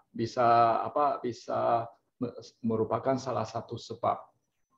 Saya pikir tampak adem begitu ini bukan hanya dari meta saja, banyak faktor yang lain. Bahwa dari sila juga, ya, karena dengan berlatih Pancasila Buddhis, ya, sebetulnya juga itu mengembangkan kepekaan kita terhadap penderitaan dari makhluk yang lain. Nah, kemudian juga kita berusaha untuk tidak membenci begitu. Nah, itu sebetulnya prasyarat dari munculnya meta. Kemudian ya, hal-hal yang lain, misalnya cara memandang kita terhadap dunia ini, kita melihat dengan kacamata anicca, dukkha, anatta begitu, itu juga bisa membuat kita tampak lebih adem begitu. Ya. Tapi tentu saja pernyataan seperti ini jangan membuat kita menjadi ini sombong juga umat Buddha. Tapi memang kadang di masyarakat ada komentar seperti itu. Ya, ada memang. Ya, itu baik saja. Ya, Bante. Ya, pertanyaan berikutnya silakan dari Zoom operator. Bisa ditampilkan.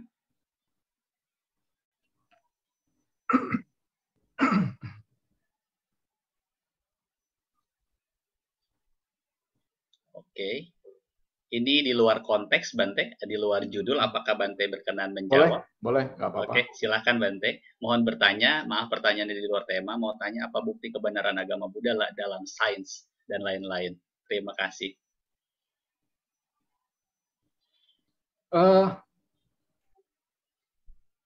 Ada sejumlah hal bisa kita buktikan dalam sains yang ada saat ini, karena yang namanya sains itu ilmu pengetahuan itu berkembang dari waktu ke waktu. Jadi ada sejumlah pengetahuan, terutama pengetahuan tentang batin ini. Ya. Ini sebetulnya sudah banyak terbukti di dalam sains. Maksudnya itu pengetahuan tentang batin yang diajarkan oleh Sang Buddha itu sudah cukup banyak terbukti di dalam sains. Misalnya saya pernah mendengar bagi mereka yang mempelajari psikologi atau mempelajari misalnya tentang hipnoterapi dan lain sebagainya begitu, itu ketika mereka mempelajari Abhidhamma misalnya, itu mereka menemukan banyak sekali pengetahuan yang bagus, ya, bahkan lebih maju dari sains yang ada. Jadi bahkan ya para saintis gitu, itu mereka menemukan banyak ide-ide yang cukup bagus itu dari ajaran Buddha. Jadi berarti ajaran Buddha bahkan lebih maju dari sains yang ada saat ini.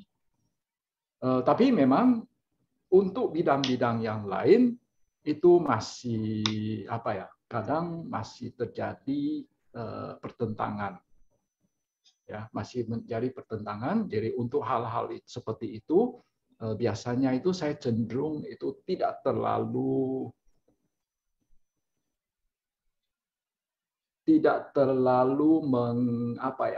memunculkan isu itu, memunculkan ajaran Buddha tentang hal itu, karena saya khawatir itu malah nanti bisa menimbulkan efek kontraproduksi. Misalnya salah satunya tentang kemunculan manusia pertama di bumi ini, ya, bukan di seluruh alam semesta, ya, kemunculan manusia di bumi ini. Kalau menurut Aganya Sutta, saya tidak melihat ada kecocokan antara apa yang diceritakan di dalam Aganya Sutta itu dengan yang diketahui oleh sains saat ini. Ya, jadi oleh karena itu kemudian juga tentang sistem tata surya saat kita misalnya di tengahnya itu Gunung Sumeru, lalu ada jambu bipa dan lain sebagainya. Apakah kita harus menafsirkan itu maksudnya itu secara fisik, menganggap Gunung Sumeru itu sebagai Gunung Himalaya, atau seperti ada seorang guru meditasi yang mengatakan bahwa itu sebenarnya bukan yang real punya, itu yang bukan imajinatif juga, tapi yang tidak kasat mata. Gunung Sumeru itu tidak kasat mata. Nah, jadi bagaimana memandang terhadap perbedaan ini, ya, belum terjadi klop antara apa yang diajarkan dalam ajaran Buddha sama sains. Itu saya belum melihat adanya suatu kecocokan. Oleh karena itu, untuk sementara saya biasanya tidak begitu membicarakan hal itu. Karena bisa jadi pemahaman kita saat ini masih kurang, atau kita belum menemukan jawaban yang bisa merekonsiliasi kedua ajaran yang seolah-olah bertentangan ini. Bisa saja, mungkin kita muncul satu penjelasan yang bisa merekonsiliasi kedua ajaran yang seolah-olah bertentangan ini, atau yang berbeda ini. Ya. Jawaban saya mudah-mudahan bisa memberikan sejumlah titik terang gitu ya. Ya. Baik Bante, terima kasih Bante. Ya. Berikutnya pertanyaan bisa ditampilkan.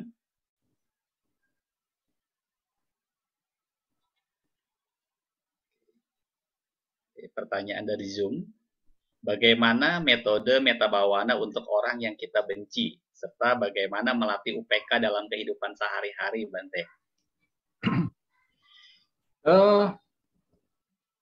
Ya, jadi seperti yang tadi saya katakan bahwa untuk orang yang kita benci itu jangan dulu dijadikan objek pertama. Jadi oleh karena itu biasanya pertama-tama kita harus melatih dulu ke orang yang tidak kita benci, orang yang kita sayangi dulu, baru bisa muncul metta. Lalu setelah kita cukup mahir, baru terakhir baru ke orang yang kita benci.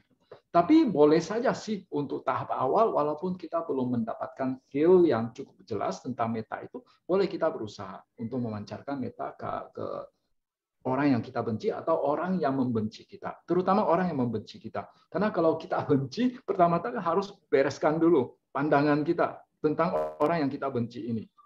Selama pandangan kita itu masih belum, maksudnya itu simpulnya itu belum dibuka, tetap akan ada kebencian dari diri kita, dan itu sulit sekali untuk memancarkan metta kepada orang tersebut. Jadi pertama-tama kita harus ini dulu, dari diri kita sendiri dulu, selesaikan masalahnya, karena masalahnya dari kita. Kenapa sampai muncul kebencian dari diri saya terhadap orang tersebut? Jadi saya harus selesaikan dulu bagaimana saya memandang orang yang saya benci tersebut. Ya. Jadi harus dibereskan dulu dari hati kita sendiri. Ya, baru nanti kita ini memancarkan metta kepada orang tersebut, dan ya diharapkan nantinya hubungannya bisa menjadi lebih baik. Ya, lebih baik lagi kita tidak membenci setelah kita belajar Buddhisme ya. Ya, betul. Ya. Baik, pertanyaan yang keduanya Bante, bagaimana cara melatih UPK, Bante? Saya lupa. Bagaimana cara melatih UPK? Saya memahami UPK di sini itu adalah keseimbangan batin.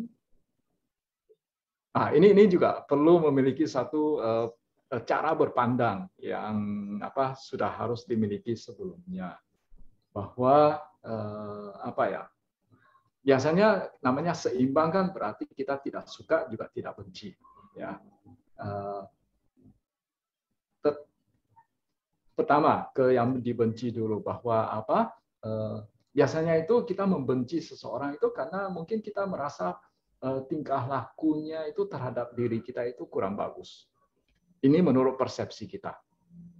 Ya, belum tentu persepsi orang tersebut itu sama. Belum tentu orang yang ketiga yang melihat itu sama. Tapi paling tidak secara subjektif kita merasa perilaku orang tersebut itu tidak bersahabat dengan diri saya. Ya. Nah, jadi oleh karena itu timbul kebencian dari kita. Nah, mungkin kita bisa memandang bahwa orang ini dia bisa memperlakukan saya seperti itu, ya. Bisa jadi dalam kelahiran lampau saya juga telah melakukan hal yang sama terhadap orang tersebut, sehingga ya sudahlah, supaya lingkaran setan ini jangan berjalan lebih lanjut, sudah mulai dari saya tidak akan membenci dia kembali. Saya terima apa yang dia perlakukan kepada saya. Demikian pula terhadap orang yang kita sukai, bahwa namanya manusia ya kadang mendung, kadang hari cerah, ya. Jadi kadang sikapnya baik, kadang sikapnya tidak baik, ya. Secara jangka panjang itu sulit untuk diprediksi, ya. Walaupun sekarang sikapnya baik, udahlah saya juga UBK, ya, biasa-biasa saja, ya, tidak usah terlalu ini. Tapi tetap bahwa kita perlu ingat, kalau misalnya seseorang berbudi baik, melakukan sesuatu yang baik kepada kita, kita juga ingat budi baik orang tersebut. Tapi kita juga tidak usah terlalu over begitu dalam menyenangi orang tersebut. Karena namanya kalau kita terlalu menyenangi orang tersebut, ya kadang-kadang apa yang dia lakukan tidak sesuai dengan ekspektasi kita, malah itu akan menimbulkan penderitaan. Jadi supaya kita nanti tidak menderita, lebih baik biasa-biasa saja, tidak terlalu berharap kepada orang tersebut juga. Ya. Iya, Bante, luar biasa ya. Jadi jangan sampai berlebihan, Bante ya. Seperti itu. Baik, Bante. Ada satu pernyataan, Bante, bahwa ketika kita mau memancarkan meta ini bahkan sampai bisa seperti transfer cinta kasih ini, Bante, kepada orang yang memang sakit, misalnya, Bante, bahkan di luar negeri, Bante.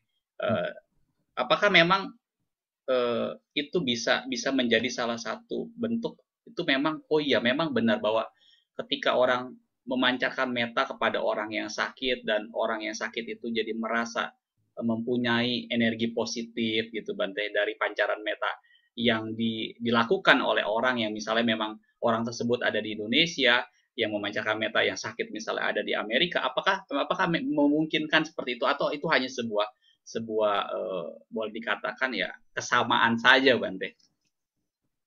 Ya, karena gini, saya pikir kalau di agama lain, ya saudara kita dari keyakinan lain, biasanya itu untuk teman atau sanak famili yang sakit, biasanya kita menyatakan nanti saya akan mendoakan, ya, supaya berdoa kepada Tuhan, ya, supaya dia disembuhkan begitu. Nah, kalau cara Buddhis bagaimana? Ya, cara Buddhis boleh-boleh saja kita berdoa secara umum, mengharapkan bahwa dia bisa sembuh. Tapi kadang-kadang juga ini kita sudah tahu orang ini tidak bisa sembuh gitu. Ya, orang ini tidak bisa sembuh, tidak tertolong lagi. Lantas apa yang bisa kita lakukan? Yaitu memancarkan meta. Ya. Dan memancarkan meta ini sebetulnya terhadap mereka yang masih bisa disembuhkan, itu pun bisa dilakukan. Karena kita tahu bahwa orang yang sedang sakit, ya, biasanya itu batinnya itu risau, sulit untuk tenang. Jadi salah satu hal yang bisa kita lakukan itu adalah mencoba untuk memancarkan meta sehingga dia merasa, karena kalau kita betul-betul meta kita itu nyampe ke dia, ya, itu dia bisa merasakan meta kita sehingga dia batinnya menjadi lebih tenang karena dia merasakan cinta kasih itu, ya, sehingga batinnya menjadi lebih tenang sehingga dia bisa menghadapi penyakitnya itu dengan kondisi batin yang lebih baik. Nah, jadi memang memancarkan meta itu merupakan salah satu yang khas Buddhis, gitu. Memancarkan meta, memancarkan cinta kasih, ya. Kita yang lakukan, ya. Kembali lagi bahwa kalau misalnya kita kurang yakin meta kita itu bisa nyampe atau tidak, yang penting kita berusaha. Ya, yang penting kita berusaha. Ya, memang hal seperti itu tidak mudah bisa menjadi sebuah keyakinan, Bante, karena tidak terlihat oleh mata gitu, Bante, ya, seperti itu. Baik, Bante, menjadi pertanyaan terakhir, Bante, dari kami, bahwa kalau kita mau mempraktikkan meta mulanya apakah memang kita harus yang seperti Bante sampaikan mengikuti yang tadi Wisuddhimagga misalnya gitu kan, kita mulai bicara dalam hati gitu kan, semoga aku berbahagia, fokus kepada diri sendiri, semoga misalnya saya bebas dari penderitaan begitu Bante, dan itu dengan beriringnya waktu sampai berkali-kali itu dilakukan, fokus kepada itu saja Bante, dan sampai sekuat dan semampu kita Bante, seperti itu Bante. Ya, betul. Ya, jadi itu bisa sebagai langkah awal. Ya, langkah awal. Boleh juga sih seperti yang dikatakan, kita sering memancarkan metta kepada orang yang sakit gitu. Ya, siapa tahu dari sana kita juga bisa mulai mendapatkan feeling tentang metta ini. Ya, siapa tahu. Ya, siapa tahu. Ya, bisa. Tapi terutama ya coba ke diri sendiri dulu. Seperti yang diajarkan di dalam Wisuddhimagga. Baik. Itulah pertanyaan terakhir dari kami, Bante. Ya. Berikutnya, Bante mohon berkenan memberikan closing statement atas uraian Bante malam hari ini terkait dengan latihan metta bawana. Silakan, Bante. Ya, saudara-saudari sekalian, seperti yang tadi kita lihat bersama-sama bahwa memancarkan metta itu merupakan ya salah satu aspek dari ajaran Buddha.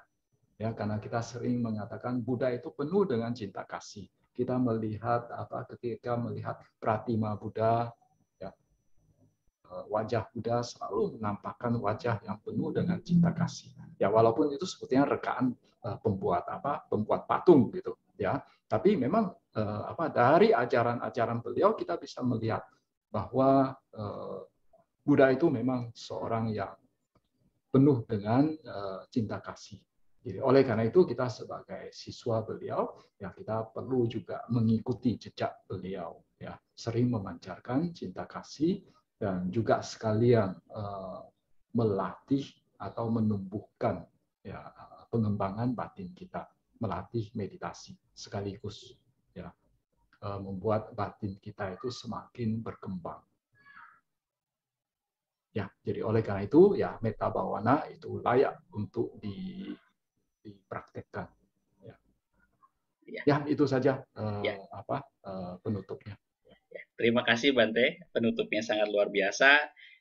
Kata-kata terakhirnya metta bawana itu wajib kita lakukan ya, wajib kita praktekkan supaya batin kita lebih baik.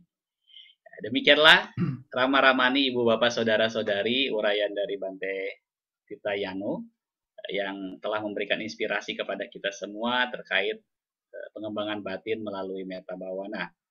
Terima kasih Bante. Selanjutnya acara saya kembalikan kepada MC, kepada Upacarika Rina Wijaya, disilakan. Ya. Anumodana Bante atas uraian damanya, sangat luar biasa sekali, sangat menambah wawasan untuk kami semua tentang metta bawana. Yuk kita praktik metta bawana. Bante nanti di akhir acara mohon Bante berkenan untuk memimpin pembacaan Patidana. Ya, di akhir acara Bante. Anumodana juga untuk Rama Suhendri telah menjadi moderator pada malam hari ini. Acara selanjutnya adalah pemberian sertifikat virtual yang akan disampaikan oleh Upacarika Iwan Kurnia. Disilakan.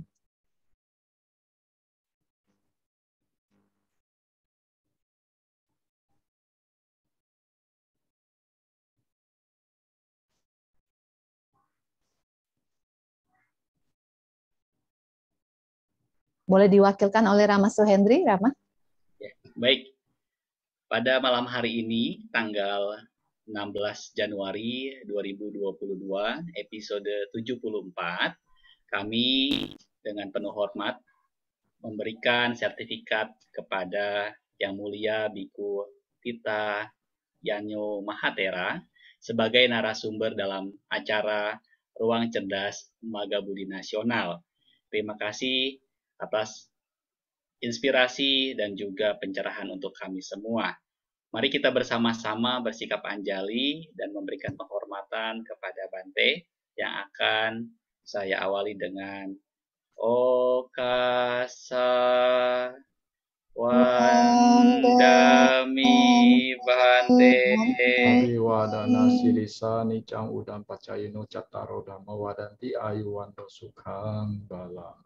Sadu, sadu, sadu. Selanjutnya kita akan melakukan sesi foto bersama. Kepada host disilakan. Baik, pada seluruh partisipan kita foto bersama. Untuk yang pertama, ada Bante izin foto dari Zoom ya. 1, 2, 3. Silakan para seluruh partisipan kita bisa berkembali dan membuka kamera. 1, 2, 3.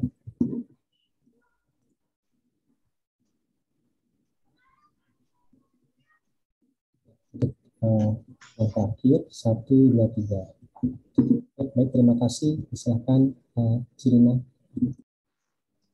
Malam hari ini kita juga telah kedatangan artis Buddhis kita, ya. Mari kita saksikan performance dari Cilifun. Baik, terima kasih Cirina. Selamat malam Bante. Selamat malam Romo Ramani, Bapak Ibu Saudara Saudari Sedama Sotihontu Namo Buddhaya. Saya akan membawakan sebuah lagu berjudul Bermeditasi. Selamat mendengarkan.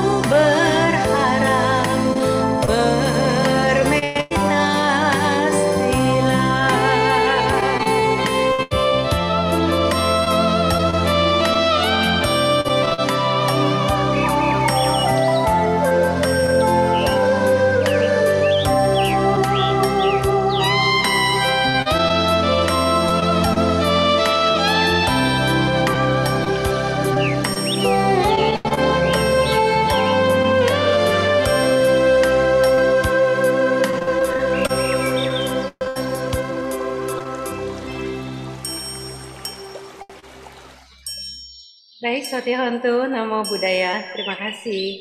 Namo Buddhaya. Dari lirik lagunya kita diajak untuk melatih pikiran untuk bermeditasi. Bermeditasilah. Terima kasih Cilifun atas penampilannya. Selanjutnya ada pengumuman. Silakan ditampilkan, host.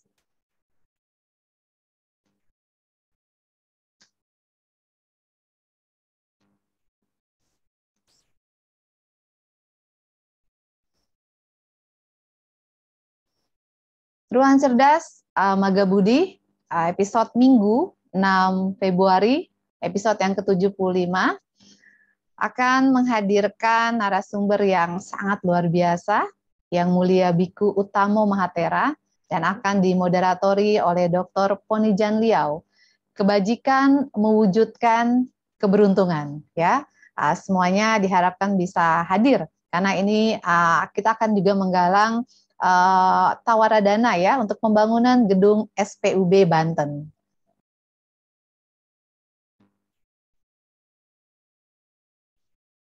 Mari kita melakukan kebajikan lagi dengan berdana. Dana bisa ditransfer ke rekening 10816958828 atas nama Budi _Chandra Gunawan dengan diakhiri angka 4, atau Bapak, Ibu, Saudara-saudari bisa juga dengan scan QRIS di samping menggunakan aplikasi, ya. Masukkan nominal diakhiri angka 4.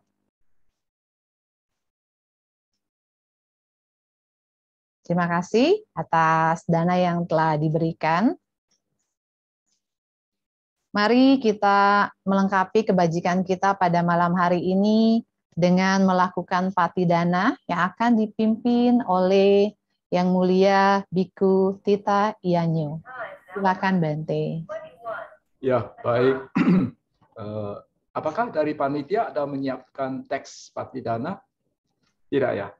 Ada Bante. Ada ya? Patidana yang punya Sidani ya nanti ya? Ya, ditampilkan. Ya, baik. Oke, baik saudara-saudari sekalian, hari ini kita sudah melakukan sejumlah perbuatan baik. Terutama kita telah melakukan Dhamma Sakacca.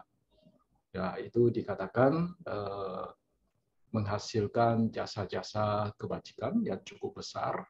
Nah, sekarang jasa-jasa kebajikan ini bersama jasa-jasa kebajikan yang kita sudah lakukan sebelumnya itu, kita semuanya limpahkan kepada mereka-mereka yang membutuhkan, yang berada di sekitar kita, makhluk-makhluk yang tidak tampak, ya. Kemudian mereka-mereka yang memiliki hubungan karma dengan kita, ya. Semoga mereka turut berbahagia, turut bergembira atas perbuatan baik yang baru saja kita lakukan atau yang sejauh ini telah kita lakukan. Ya. Semoga kita juga semakin maju dalam Dhamma.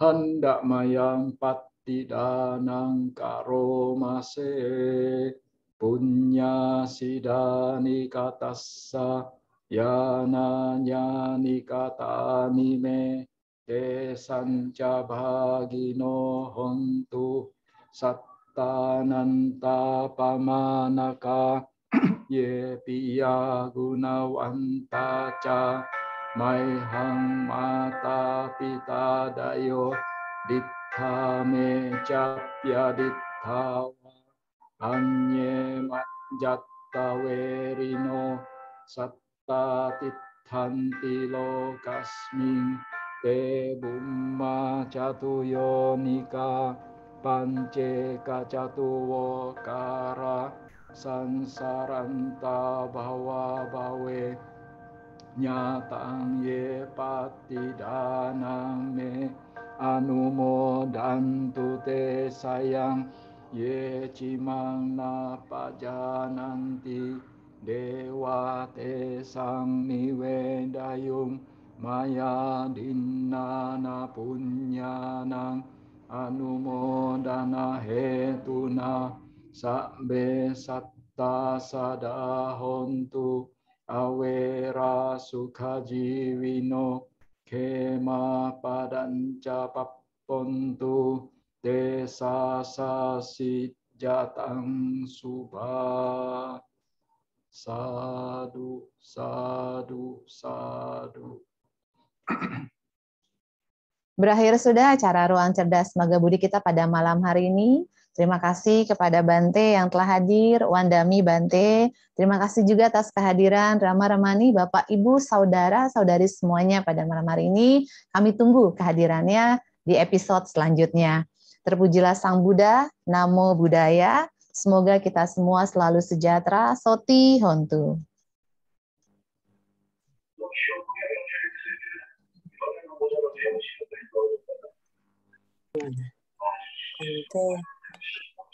Bante sudah out belum?